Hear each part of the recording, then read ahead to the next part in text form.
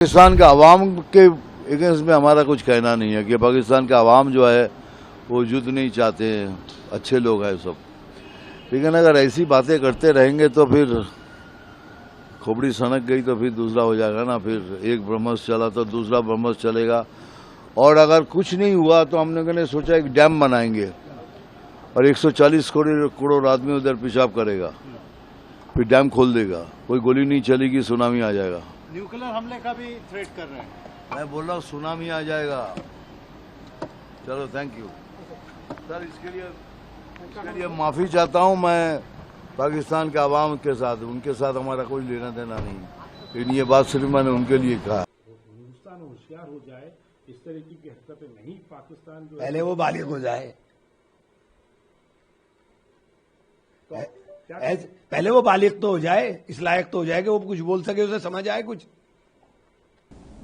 जब तक विभाजित नहीं था भारत, तब तक एक कहावत होती थी, नानी को याद कर लो, नानी याद आ जाएगी। बिलावल भुट्टो जी, नानी तो नहीं, आप अपने नाना को याद कर लीजिए।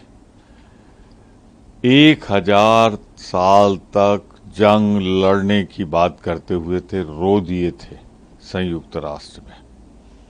फिर रोने वाली गलती मत करो, मां को याद कर लो। इन्हीं आतंकवादियों ने जिससे भारत पीड़ित है, उनकी हत्या की थी। तो अपनी मां और नाना को याद करके ऐसे बयानों से परहेज करो।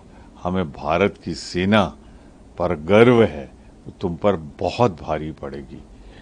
यही नहीं, जितनी बार भी युद्ध हुआ है, हिंदुस्तान के वीर जवानों ने अपने शौर्य और पराक्रम का परिचय देते हुए पाकिस्तान को सबक सिखाया है। पर एक ना समझ बिलावल भुट्टो साहब कभी टांगती कांपे, कभी कांपती टांगे, कुछ का कुछ बोलते हैं। पहले उन्होंने ऐसे ही बोला तो हमने घुस के मारा, पूरे पाकिस्तान के घुटने टिका दिए, भीख मांगी, युद्ध बंद कर दो, युद्ध बंद कर दो। अब फिर उसी लाइन पे जा रहे हैं। नहीं, मैं ये कहना चाहूंगा कि हम लोग को बहुत तवज्जो पाकिस्तान के इन अधिकारियों पर नहीं देना चाहिए। बिलावल भुट्टो खुद ही पीड़ित थे, हम लोग ने देखा था उनको न्यूयॉर्क में आके आंसू रो रहे थे। उसी के साथ साथ आसिम मुनीर किसी तीसरे देश में जाके बयान देते हैं, न्यूक्लियर सेबर रैटलिंग करते हैं। ये दोनों लोग मेरे हिसाब से गैर जिम्मेदार बयान देते हैं और इसके लिए हम लोग को बहुत विचलित नहीं होना चाहिए।